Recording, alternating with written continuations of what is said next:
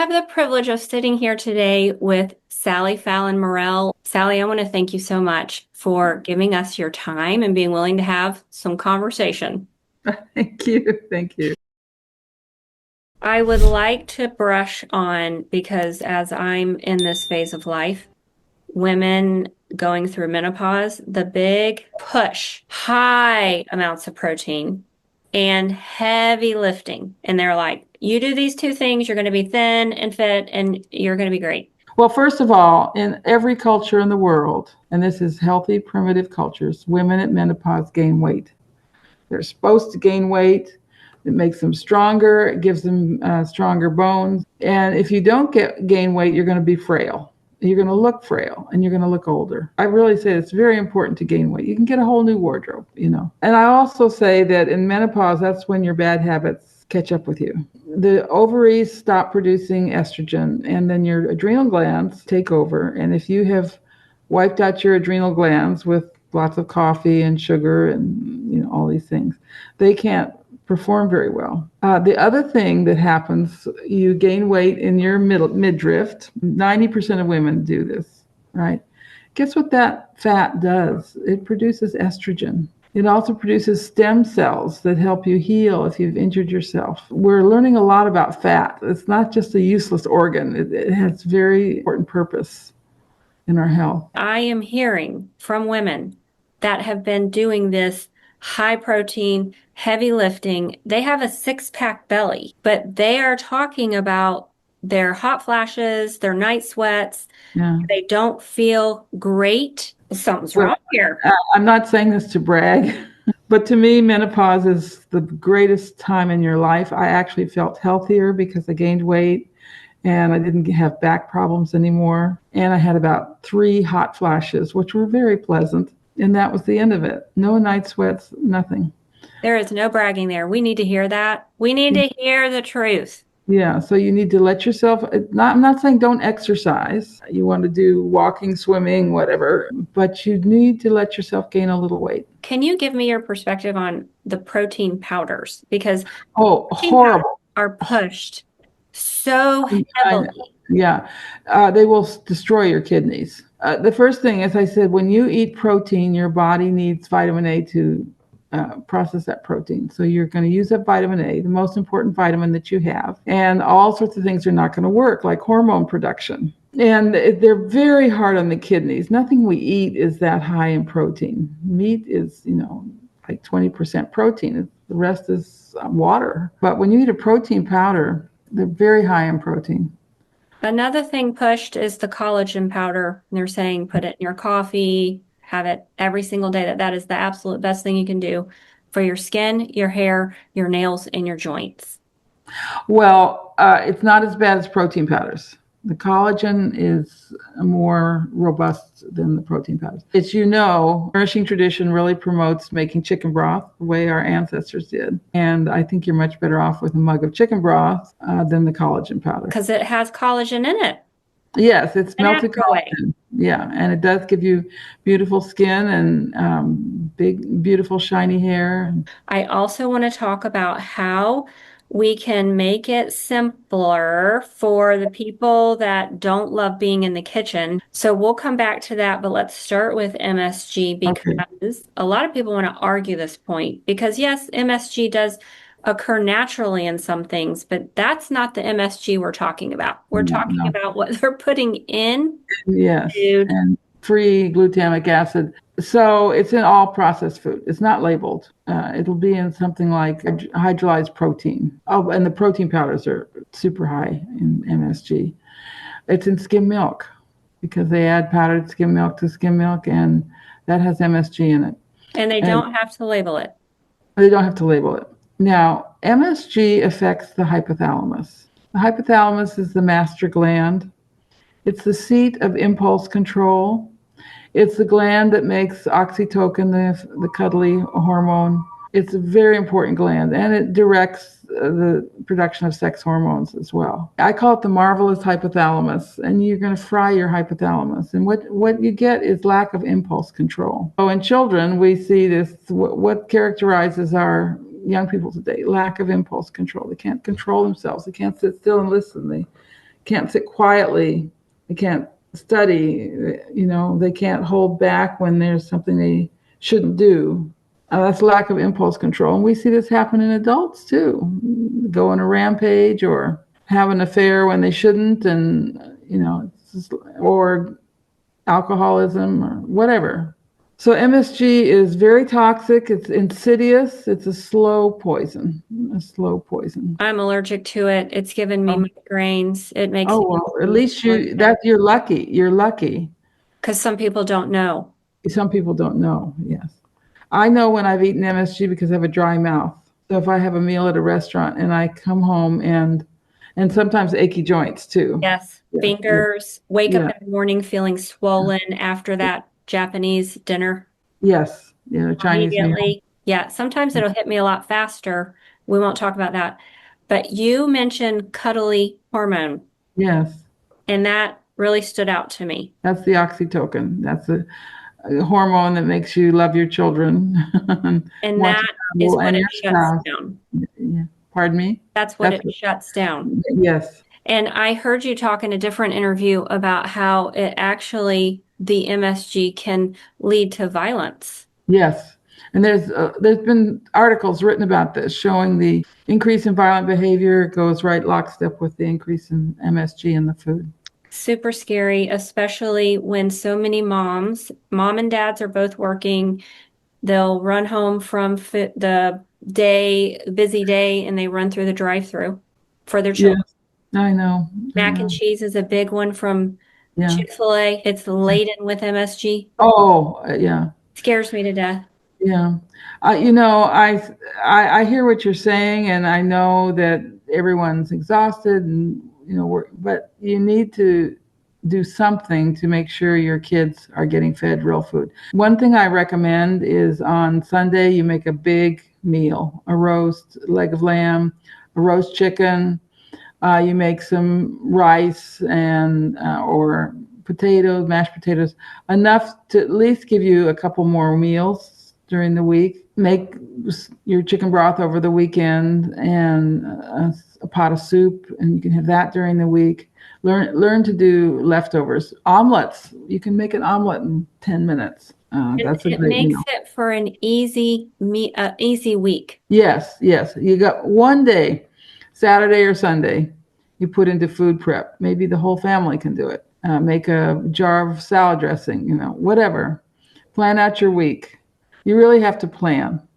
I like to say the traditional cultures, they were working on meals all the time. They had to put so much time into food prep. We don't have to put so much time into it. We need to put some time into it. You're not going to survive as a family. There won't be grandchildren if you don't put some time into making sure that the food is really good for your kids. I like how you just emphasize that because that is so important. And I don't know why I'm getting emotional all of a sudden, but my channel was designed to help people, Yes. to help light bulbs come on. Yeah. And that's exactly what you just exposed is a light bulb that needs to come on and how we do need to take that time because our families are worth it. And we're literally fighting for their health and Yeah. for their mental freedom.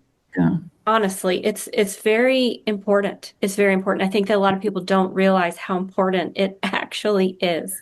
And this is where the raw milk comes in. If you can do raw milk and nothing else, your kids are getting good nutrition, even if you don't have time to cook. I would say spend the money on raw milk, take the time to get the raw milk one way or another. And then use butter, even if you're bringing in, processed, put butter on it for heaven's sakes. Okay, so you've got some kind of processed dinner. It's easy to put a salad together. You open one of those bags, but make your salad dressing. Cheese is another wonderful food. You don't have to buy the very best cheese, but cheese is a good, healthy food. And another healthy food, and people are surprised at this, but good processed salami, natural salami with lots of fat in it. That's a great food for your kids. Great snack food. Make their salami sandwiches, whatever. Well, one thing that I have been doing, because, like you said, which is such a great idea, is take that Sunday and get the things that take the longest Yes. and and then you can eat them throughout the week. Yes, I'll yes. take two chickens and I'll Mhm. do one as a stew, and then I'll throw the other one in. It's just a little oven, honestly. It's called an Mhm. air fryer, but it's a gourmet and it's got the double door. It's big. Anyway, I'll throw one in there. So it's like a roasted chicken. Chicken. Mhm. And then throughout the week, like that night, I'm having the roasted chicken with the potatoes and carrots and all of that, and the side salad with the healthy salad dressing. And then taking the chicken, and I mean, either you can keep it simple and just eat the chicken, Mhm. or like you said, you're making soups, you're making stir fries, you're making rice Yeah, bowls, you're yeah, a chef salad is another one. Stir fries are good. Yeah. Take a big casserole of rice and you can put that in soups. You can do a stir fry with the rice, to and then have those. it's not too much during the week when everybody's busy. Yes, It's all right. right. All you have to do is heat it up. Yeah. And hey, mom, you need help. You cook the dinner, your kids wash the dishes, or your husband washes the dishes. I like that. So I had heard you talk about how it shouldn't be left up to one person. Yes, yes. Get everybody involved. Yeah, exactly. And to me, if I'm in the kitchen with my husband and my kids, we're having fun. Yes, that's right. Such a fun thing to do together, honestly. Yes, it We need is. to change our mindset on the kitchen being a Yeah, drudgery. yeah. It's And fun. especially today, our kitchens are so lovely and convenient and clean. And yeah, Yes. I like to say escape to the kitchen. And you know what? That's exactly what I do. It is my escape. And probably my favorite videos are the ones where I am in the kitchen, especially with my granddaughter, because we're cooking healthy meals. But Mhm. she stayed with me yesterday. And the first thing that I gave her yesterday morning, was raw milk. Yes, And I get her in there with me to make my homemade pancakes where yes, we are fresh milling our flour and we're using our butter. And yes, I'm letting her get her hands in that. We're having fun together to help set her up for loving the kitchen and it being yes, a good yes. experience. You talked about pancakes. Let me just say, do a lot on grains in the book. We've gone from the cookbooks that were being written in the early 90s when I did Nourishing Traditions, they were all grains, Diet for a Small Planet, and all these, it's just grains, grains, grains. And now so many people are allergic to grains that we have cookbooks with no grains in them. And the thing is that grains are extremely hard to digest. They're designed to be hard to digest because, a grain will go right through a bird or an animal. So the theme in Nourishing Traditions is that we need to soak our grains to make them more digestible. And the pancakes in the book are soaked. You grind the flour, or you just buy the flour, whole grain flour, and you soak it in yogurt overnight. And then you add your eggs and your butter and everything. So I've had so many people tell me that this pancake recipe is like it was like a revelation, and it's so good, and you can't believe that it's whole grain flour. It tastes like white flour. Okay, I'm going to be trying that one. The other recipe that's very important in the book is the soaked oatmeal. So instead of cooking your oatmeal in the morning, you just have to think ahead. You soak it in warm water, a splash of vinegar or lemon juice, something acidic, and that starts this fermentation process. And then you cook the oats the next morning. And I'll tell you an interesting story. I used to think I was allergic to oats. When I ate oatmeal by mid-morning, I would have almost like a toxic shock, and I'd break out in a sweat and have a headache and be ravenously hungry and have to run to the toilet. And so I thought, well, I must be allergic to oats. But then when I learned to soak them before I cook them, I'm not allergic anymore, and I can go all morning on a bowl of oatmeal. Of course, I put butter on it. And so much better than the box cereals. And I'm sure you run into this. Those box cereals are negative nutrition for your children. They're bad for them. The process of extrusion of making these cereals, it's sort of like the pasteurization of milk. It warps and distorts the protein.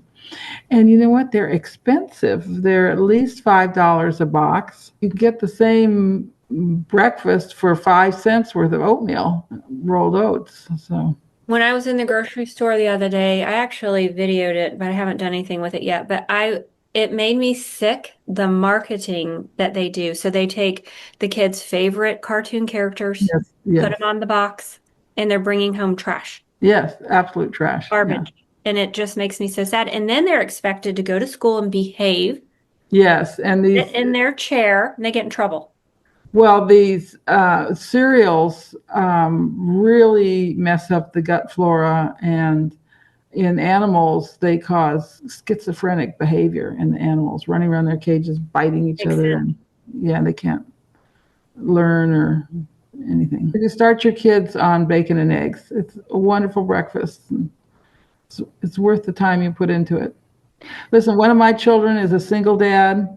He works hard, but he gives his kids bacon and eggs in the morning, and they get raw milk, and they get a salami and cheese sandwich for lunch, and he cooks dinner for them when they come home. And they're wonderful kids. My 3-year-old granddaughter, her favorite thing is eggs. And we actually have the privilege, not too far from me, a friend of mine, her chickens, she feeds them organic feed, but they really don't even need it. That's whenever they want it because they're Mhm. outside hen and Yeah. pecking.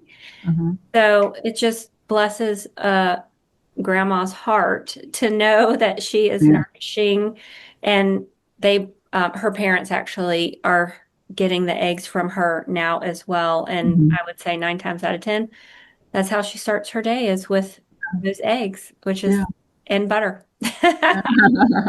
Those two things that are so important. Yes. What would a day in the life of Sally look like, as far as, I know you told us about your oatmeal, but like, what's your ideal favorite breakfast, lunch, and dinner?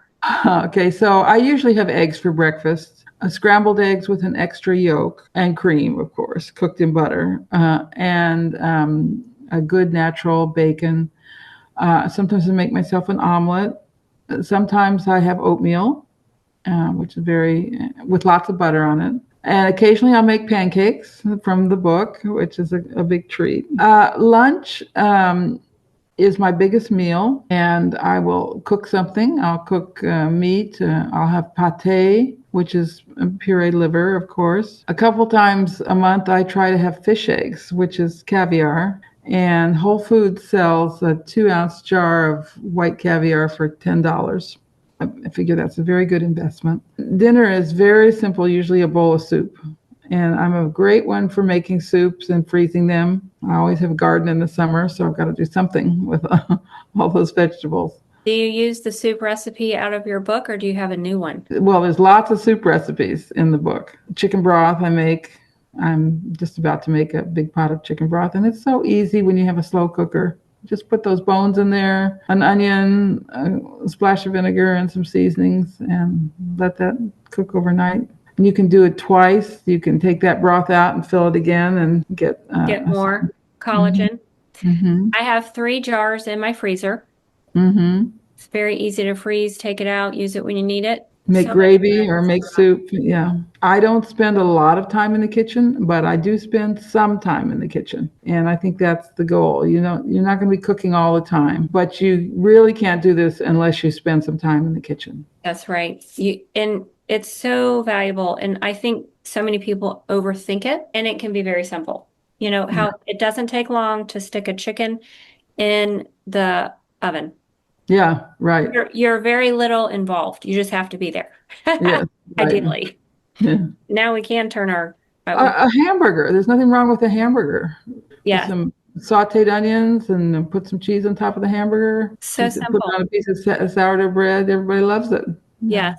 I do like to mix up my meats just so I don't get bored, and I love a good roast. And there's so many things you can do with the roast, with the Yes.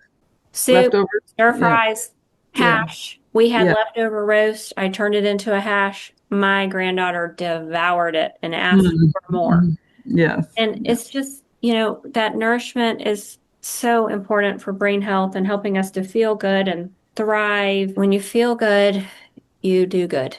Yes, that's right. That's right. We've got to get those nutrients in. There are so many different things that I could talk to you about. So I hope that you would be willing to come back for another Oh, okay. interview because there's a couple more topics that I would love to cover and they're a little bit in depth, but I think super important. I want to thank you so much for taking the time. Is there anything that you feel like we haven't touched on?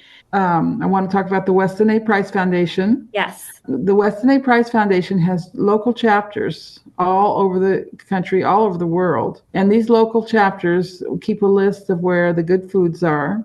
That's the requirement for being a local chapter. And so if you're looking for raw milk or pastured eggs, whatever, you just call your local chapter and they're posted on our website. And a lot of local chapters have meetings and get togethers and wonderful group of people if you're kind of new to this. Weston A. Price Foundation publishes a magazine, and our magazine, the front part is pretty heavy, kind of scientific articles, but then the back part is more practical cooking, make it practical. And so I urge your listeners to become members. It's only $40 a year, and we've never raised our membership fees. And you'll get a really nice packet with what we call our trifolds, about 10 trifolds on different subjects. It's westonaprice.org. And I will put that in the description below. I'm so glad that you mentioned that because I have this in my notes. And something that you had mentioned was the 50% campaign. So the 50% campaign, we ask you to take the pledge, okay? And that is to spend 50% of your food dollar on direct purchases from farmers doing raw milk, eggs, meat, whatever. And the other 50%, I say you can celebrate how small the world has become and enjoy pineapple and rice and mangoes or whatever that doesn't grow here. Awesome, awesome information. And we also have realmilk.com, a separate website that just shows you where the raw milk sources are all over the country. Just put your zip code in. I want to talk about your other books. Oh, okay. I didn't know, but I will be getting those, that you have a children's cookbook. Yes, I have a Nourishing Traditions cookbook for children. Every page is illustrated. I'm very proud of that book. I cannot wait to get that. Yeah, it's a beautiful book. And then I have the Nourishing Traditions book of baby and child care, which talks about the formula and questions and answers. And I have three other books that I didn't publish. One is Nourishing Broth, Nourishing Fats, and Nourishing Diets. I kind of have a corner on nourishing. Well, I'm going to put all of your information in the description below. Okay.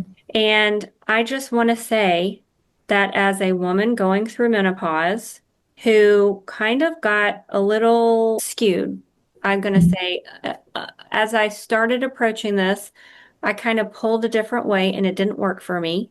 And now Mhm. I'm pulling back in this direction. And I actually have lost a little bit of weight. Oh, good. I have completely changed my workout routine to where I am just focusing on moving my body in Yeah. a more natural way and nourishing with the healthy fats and all of the things that you just talked about. And I am sleeping better. I am feeling better. I feel more balanced. Yes. And it's just these things work. That's my point, is Mhm. these things, they work. And Yeah. it's just exciting to me. And it's also delicious. These are the foods that Good. are Good. enjoyable. I just appreciate you so much Oh, thank and you. the impact that you have had on so many people. Thank you. Thanks for having me. I encourage all of you, read the description and go and get her book if you don't already have it. I would love to hear from the audience, from my friends, to just share your experience. Are you kind of making your way back to the traditional diet, or is that something that you never veered from? I would like to hear from your experiences. People go and read the comments, and my channel is here for us to learn from each other. And it just has brought a lot of value, not only to myself, but also to others. So thanks everyone for being here. And there's more to come. Have a great Thank day. you. Thank you.